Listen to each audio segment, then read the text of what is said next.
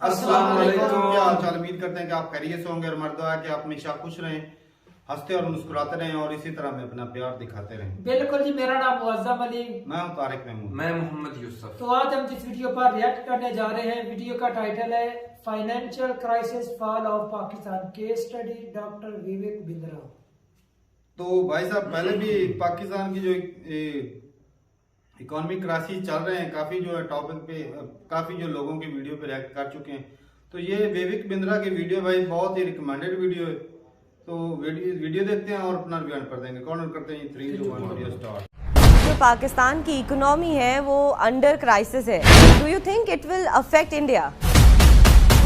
पाकिस्तान का कंपैरिजन भारत के साथ नहीं किया जा सकता, श्रीलंका, घाना, नाइजीरिया के साथ किया जा सकता है क्योंकि ये उनसे भी आगे निकल गए हैं। पाकिस्तान के जो प्राइम मिनिस्टर है ना, शहबाज शरीफ, वो कहते हैं आज हम किसी दोस्त मुल्क को अगर फोन भी करते हैं तो उनको ऐसा लगता है कि हम उनसे भीख मांगने आ रहे हैं। जितनी इनकी कमाई है उसका 50% ये EMI भी नहीं, इंटरेस्ट चुकाने में लगा देते हैं। आज पाकिस्तानी रुपये 275 रुपए डॉलर का है, हमारा रुपये 81 रुपए डॉलर का है। प्रिय पाकिस्तान, हमारी छोड़ो, अपना रखो ख्याल। गाड़ी में पेट्रोल भरवाने के लिए भी बेचनी पड़ सकती है आपको किडनी, अगर ऐसा ही रहा आपका हाल। बिजनेस की फील्ड में इंटरेस्ट है तो ये नामुमकिन है कि आपने डॉक्टर विवेक बिंद्रा का नाम नहीं सुना होगा। India's top business coach and motivational speaker is here with us today on TV9 Bharatvarsh. Welcome, Vivek. धन्यवाद, thank you very much Divya Kochhar ji. Vivek ji, you are a business coach and you understand money matters very well. तो इसी से related एक सवाल है मेरा आपके लिए कि जो पाकिस्तान की इकोनॉमी है वो अंडर क्राइसिस है।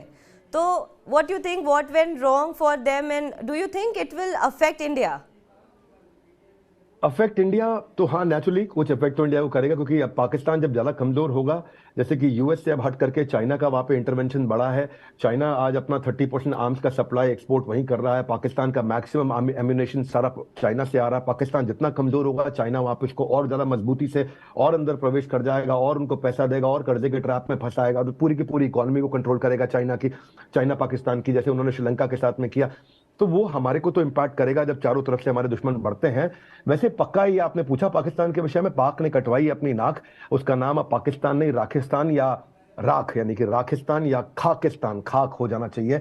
क्योंकि इस समय मैं सबसे पहले कहना चाहता हूं, पाकिस्तान का कंपैरिजन भारत के साथ नहीं किया जा सकता, श्रीलंका, घाना, नाइजीरिया के साथ किया जा सकता है क्योंकि ये उनसे भी आगे निकल गए हैं। पाकिस्तान में लाखों लोग मेरे वीडियो देखते हैं, मैं नहीं चाहूंगा पाकिस्तान डूब जाए।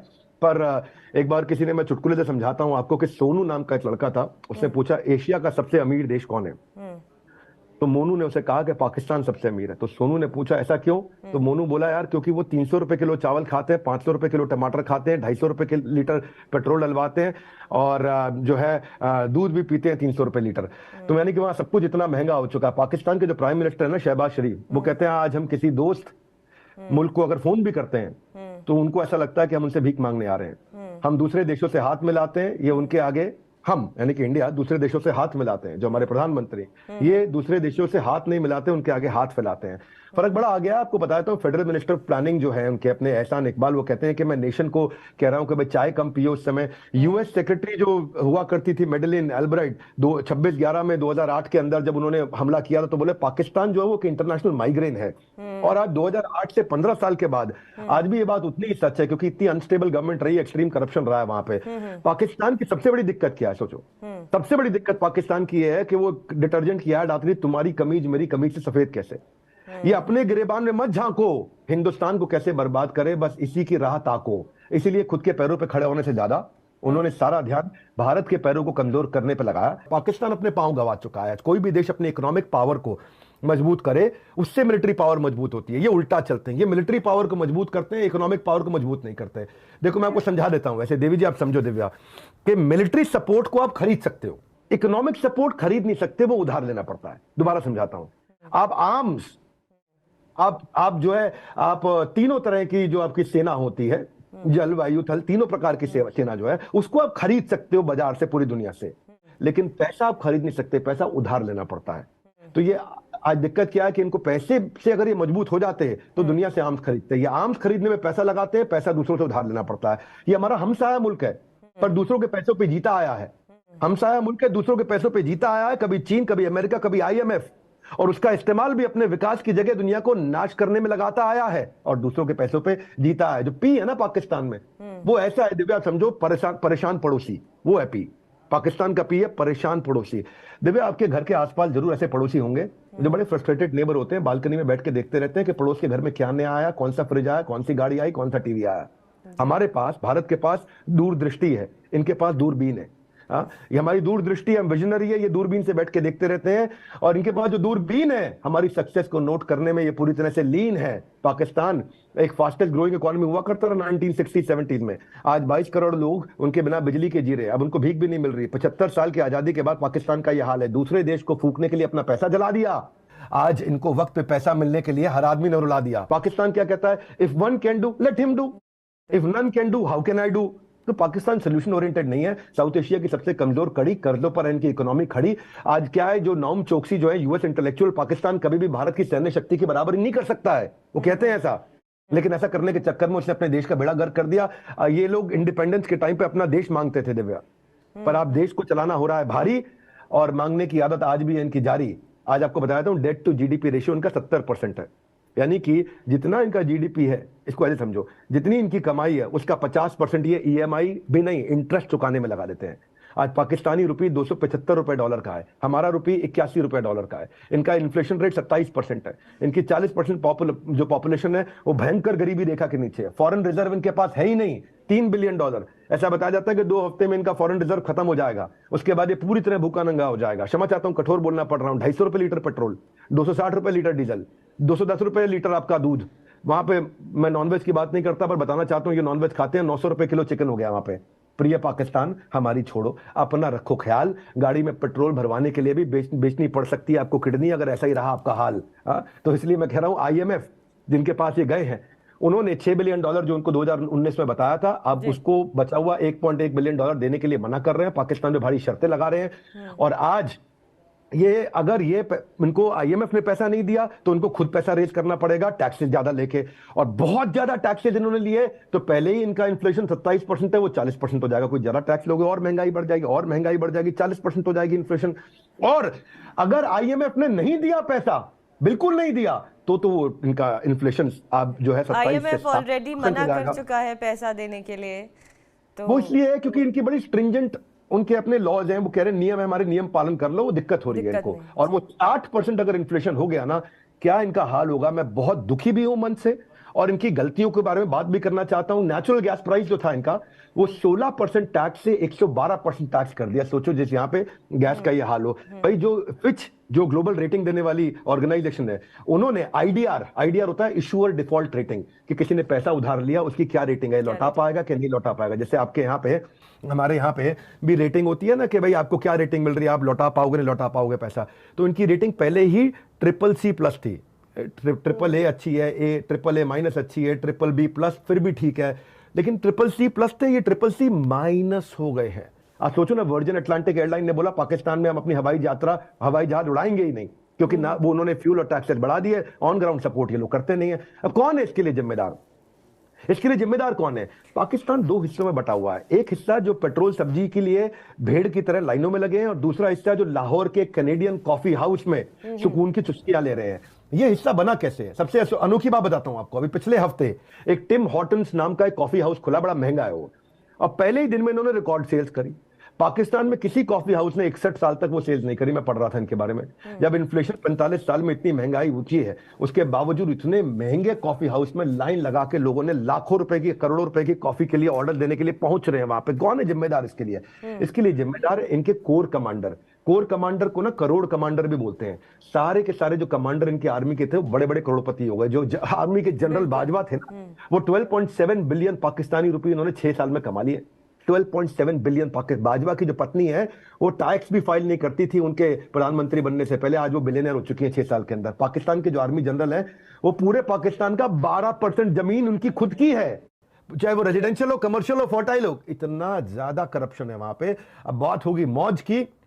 जिक्र होगा पाकिस्तान की फौज की, जब बात होगी भाइयों मौज की, जिक्र होगा पाकिस्तान की फौज की, क्योंकि वही मौज मारते हैं। इनका एक ही एजेंडा, मौका मिले तो लूट लो। आयशा सिद्दीका के बारे में बताया तो सीनियर डिफेंस एनालिस्ट है इनकी, वो कहती है पाकिस्तान की आर्मी की जो प्राइवेट वेल्थ है वो $20 बिलियन है। $10 बिलियन इनकी जमीनें हैं, $10 बिलियन का इनका पैसा है।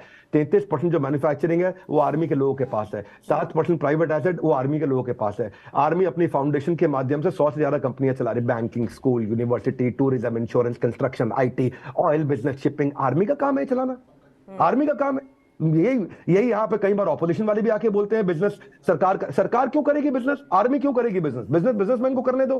देखो चक्कर क्या है मैं बताता हूँ, उससे असर क्या आता है आपको, उसने कर रही आर्मी करने दो, आपका सवाल होना चाहिए, मैं समझाता हूँ। जब सैया भय कोतवाल तो डर काहे का। भाई जब आपका पति ही कोतवाल है तो आपको डर किस चीज का लगेगा। जब आर्मी बिजनेस कर रही है चोरी करके रख ले, क्योंकि आर्मी पकड़ने वाली होती है, वो पकड़ेगी। बेनजीर भुट्टो को देखो ना, $1.5 बिलियन उसने, इमरान खान को देखो, उन बेनजीर भुट्टो $1.5 बिलियन का, इसको देखो बहुत छोटा काम किया इमरान भाई ने। क्या किया इन्होंने, $2 मिलियन के इनको गिफ्ट मिले थे।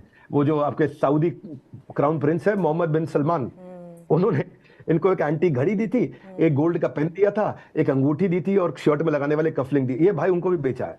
दिखाता है उसकी मैं क्या करूंगा गोल्ड के पेन का, इसको बेच के पेन से मुझे लिखना क्या है, हम लोग लिखने पढ़ने वाले, पैसा दे दो हमारे को। बुरा नहीं मानना भाई पाकिस्तान के लोग, आज आपके यहाँ पे इसलिए समस्या आ रही है। शहबाज शरीफ जो आपके प्राइम मिनिस्टर है, वो $14 बिलियन के रुपए के मनी लॉन्ड्रिंग केस में यूके को लड़ रहे हैं इस समय। उनके जो बड़े भाई थे पहले प्रधानमंत्री नवाज शरीफ, अभी शहबाज शरीफ हैं, बड़े भाई नवाज शरीफ थे पहले, वो भाग गए एग्जाइल में लंदन के अंदर। 2019 से 7 साल की जेल उनको पाकिस्तान ने सुना रखी है मनी लॉन्ड्रिंग के केस में। तो एक चुटकुला समझाता हूं आपको। एक पाकिस्तानी भारतीय से बोला, आप लोग चोरों के साथ कैसा सलूक करते हो? तो भारतीय ने जवाब दिया, हम चोरों के साथ कैसा सलूक करते हैं, हम अच्छा सलूक करते हैं, उसे इंसान की तरह ट्रीट करते हैं, उसे हम लोग जेल में अच्छा खाना देते हैं, उसको जेल में हम गर्म कपड़े देते हैं, उसको लंबी अदालती कार्रवाई से गुजरना पड़ता है, लेकिन जेल में सुकून की जीवन जी पाता है वो। पाकिस्तानी कहता है तुम क्या आराम देते हो अपने चोर को, हम तो उसको वजीर आजम बना देते हैं अपने यहाँ चोर को। वीडियो स्टॉप कर दी, वीडियो काफी लंबी है। तो विवेक बिंद्रा तो भाई बड़े मजेदार बंदे, और जिस तरह उनका अंदाज है ना बात करने का, और शेरो शायरी पूरे तरीके के साथ वो जोड़ के चुटकुला लगा के, वाली शेरी है, शेरो शायरी। कोई ये गलत बात की उन्होंने? बात कोई गलत नहीं की, तो फिर सारी बातें भी सही। सारी अगर आज से कुछ सच्ची प्रूफ के साथ वही ना, एक से तुम मना नहीं कर सकते, ना नहीं कर सकते। अगर आज से कुछ आता, हम पहले हमें ये चीज दिखाई जाती तो भाई हमने तो सीधा मुकर जाना था, भाई ये बंदा झूठ बोल रहा है, ऐसा बोल दे, ये तो झूठ बोल रहा है। अब तो ये अब तो तमाम तरह की भाई चीजें, अब जो ये चीजें जो है हमने जो देखा है, फेस किया है, जो रिसर्च जो भी, मतलब अभी तो हालात हमने, इमरान खान ने सभी का जो ना सभी को नंगा करके रख दिए। इमरान खान का पहले कुछ नहीं पता था। ऐसी बात है, ये तो बात नहीं पता था, लेकिन ना बोलते नहीं। तारक सारी बात गलत है। बिल्कुल बच्चे को अब पता है, नहीं, अब पता है। बच्चे को हाँ, ये पहले नहीं पता था, इतना लोगों को पता पहले है। हम क्या कहते थे, आर्मी पूरी दुनिया की नंबर 1 आर्मी पाकिस्तान की है। हाँ जी, हम ये कहते थे भाई तो साहब। वो नीतीश राज हमें बड़ा फख्र होता था, हमें जब प्राउड बजट होता बढ़ाते था। थे ना आर्मी का तो प्राउड होता था भाई साहब हमारे लिए। वो देख लो कितने हाँ, दिन रात हमारे लिए लड़ते हैं भाई, हमारे लिए जंगें और भी लड़ते उनका हैं। डिफेंस बजट और बढ़ा दे भाई साहब। एक और भी बात मेंशन करना चाह रहा हूँ, यूट्यूब पे काफी वीडियोस थी। एक इंडियन आर्मी के ना सैनिक था, वो रो रहे थे, कह रहे थे कि हमें इतने दिन से भूखा हूँ, खाना नहीं मिल रहा। अच्छा, तो उनकी आर्मी का हाल देख के ना मैं उस वक्त, जो काफी साल हो गए भाई देखी थी वीडियो, तो मैंने देखा कि भाई साहब ये अपनी आर्मी इनकी क्या हाल कर रखा है, ये देख लो कि उनको खाने के आर्मी लिए का रोटी भी बंदा नहीं दे फिर रही। खाने पीने की चीजें नहीं उन्होंने आर्मी का क्या हाल कर रखा और हमारी आर्मी ने हमारा क्या हाल कर रखा है कि हम 1-1 किलो आटे के लिए लड़ रहे हैं भाई, एक दूसरे का गिरेबान फाड़ रहे हैं। चलती बस में भाई साहब जिस अभी भाई को अपने सिर पर बैठाएंगे वो आपका सिर तो फोड़ेगा।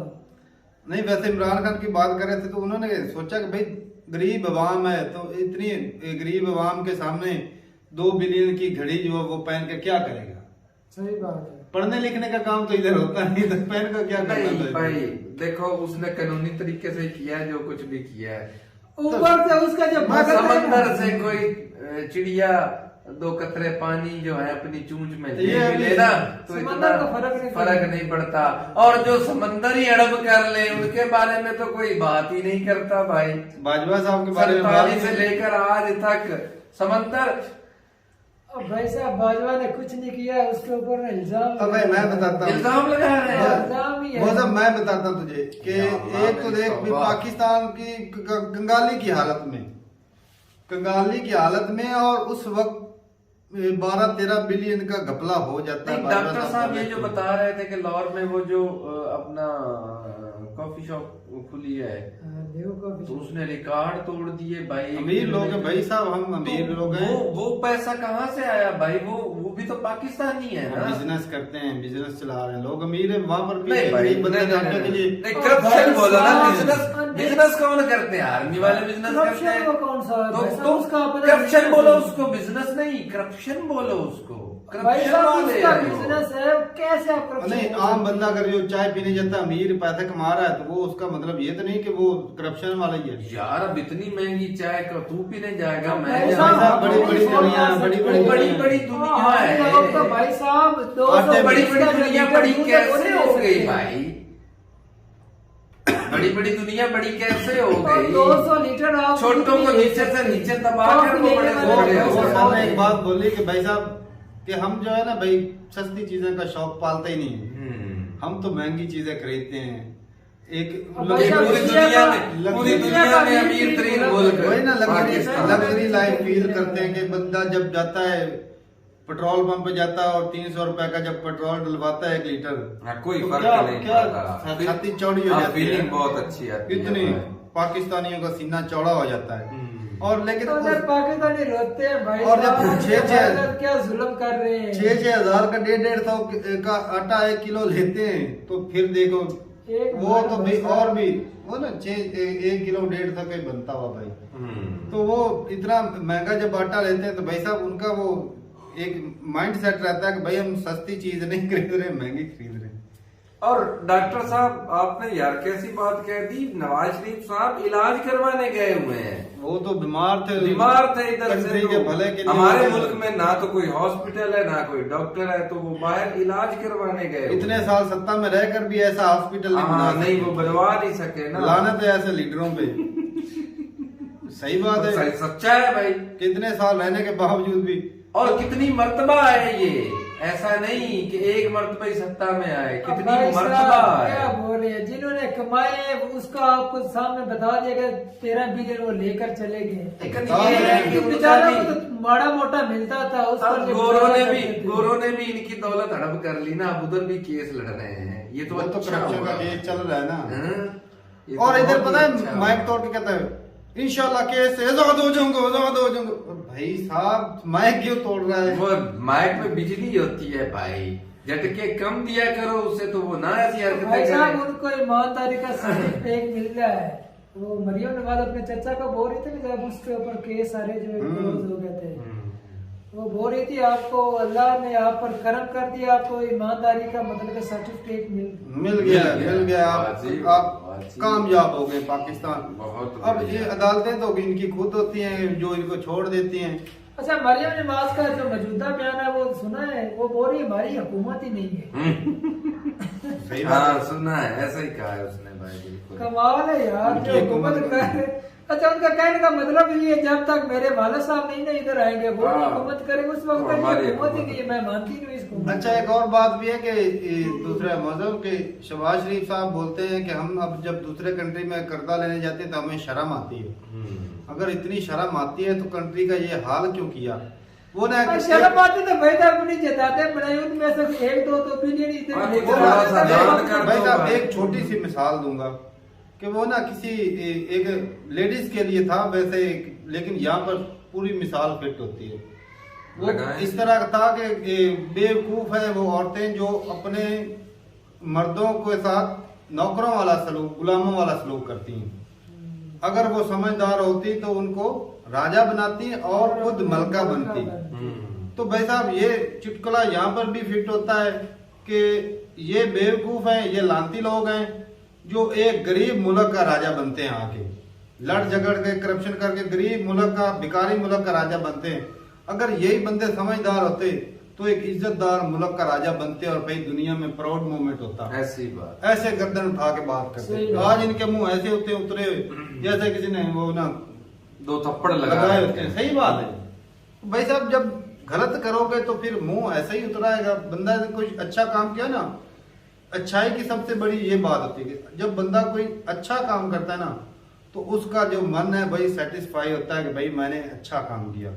जब कोई बंदा गलत काम करे, पाकिस्तान के अंदर भी बैर नहीं निकलते और बैर वाले कंट्री के अंदर चले जाए उधर भी बैर नहीं निकलते। तो किस मुंह से पाकिस्तानी जनता निकलेंगे? इसकी वो कुत्ते खानी करती है ना, ये सोच है भाई कोई अच्छा, चलो ये पाकिस्तान मुंह तो छुपाए फिरते हैं। भाई भाई इधर अभी इतने बड़े लाती हो जो दूसरे कंट्री में जब जाते हैं तो कोई बंदा बोले ना कि पाकिस्तान से, तो वो बंदे मैं कहता मुंह ही फेर लेते अब हैं। पता नहीं अपना डॉक्टर साहब की नजर नहीं गई कि वो जरदारी खानदान को बिलावल साहब की बात कर रहे थे। अच्छा हाँ, mention बिलावल किया? साहब को थोड़ा मेंशन सा किया touch है, थोड़ा सा हल्का सा टच किया था। अच्छा अच्छा तो ये मैंने कहा कि बिलावल उन्हें माफी अभी दे तक दी बिलावल साहब जो है वो 8-8 लाख के जूते पहनते हैं और अवाम जो है वो आटे के लिए तरस रही है।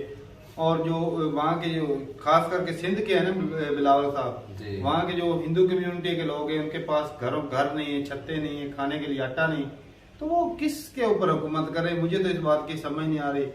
कुर्सी के लिए लड़ते हैं लेकिन ये नहीं पता होता कि हमारी आवाम किस हाल में जी रही है। बस इनको अपनी कुर्सी, मैं भुट्टो हूँ, मैं फलाना हूँ, मैं ढींगना हूँ। भुट्टो अभी जिंदा है हमारे देश में, तो यही लफ्ज नहीं निकल ये रहा। भुट्टो पता नहीं, एक वो भुट्टो है जिसने बांग्लादेश अलग करवा दिया। हाँ। ऊपर से शहबाज शरीफ मुल्क शेर के है, दो टुकड़े शेर गाँव है, है। शेर है। उसकी हमें मिसालें बड़ा भुट्टो था उसकी तकरीरों की मिसालें पेश ओ करते भाई, हैं, जिस तरह वो तकरीर अग्रेसिव होकर तकरीर जोर करते हैं। दिलाते उस हैं। वक्त भी देखो सच्चाई को इन्होंने माना नहीं। शेख मुजीबुर रहमान जीते थे ना, तो उस सच्चाई से इन्होंने मुंह असल फेरा। में भाई साहब वो भी आर्मी की 1947 से लेकर हाँ। आके यही कर रहे हैं। तो भाई साहब हालत जो है ना ये है कि पाकिस्तान के शुरू में स्टांस जो है वो ये रहा है कि दूसरों को नुकसान करना है, खुद को आगे नहीं बढ़ाना। वो हमेशा से जब होता है ना कि किसी की वो टांग खींचने वाली बात करता रहे कि इंडिया के ऊपर हमला कर दो, आतंकवाद फैलाओ, वो तरक्की ना करे। क्या IMF से कितना कर्जा लिया, उस कर्जे को अपने लोगों के ऊपर लगाते तो पैसा तरक्की करते। उस कर्जे को तो हमने गलत दिशा दे दी, अच्छी बात। लोगों की टांगते खींचते रहे और खुद की टांगे अब टूट चुकी हैं। मौसम खुद की टांगे अब जो IMF का पैसा होता है ना वो कोई डेवलपमेंट के लिए नहीं होता, वो सिर्फ और सिर्फ होता है जो मजबूरी की हालत में ना इमरजेंसी जरूरतें पूरी करने के लिए होता है। जैसे इंपोर्ट करने के लिए तेल हो गया, खाने पीने की चीजें होगी, इस तरह इंपोर्ट करने के लिए वो तो आज IMF भी देता तो वही है। मजबूरी है, नहीं, फिर भी नहीं मिल रहा। वही तो बात है। IMF डेवलपमेंट के लिए वर्ल्ड बैंक जो है वो कर्जा देता है। चलो वर्ल्ड इधर से जो भी आता है वो अपने लोगों के ऊपर लगाते तो वो नहीं लगाते, ये अपने बजाय वो गलत कामों के ऊपर लगाते अभी हैं। बाजवा साहब के पास जो 13 बिलियन है तो वो सारे जो मर्जी खा ले वो खत्म कर सकता है। ऊपर वाले को किस मुंह से जाएगा भाई?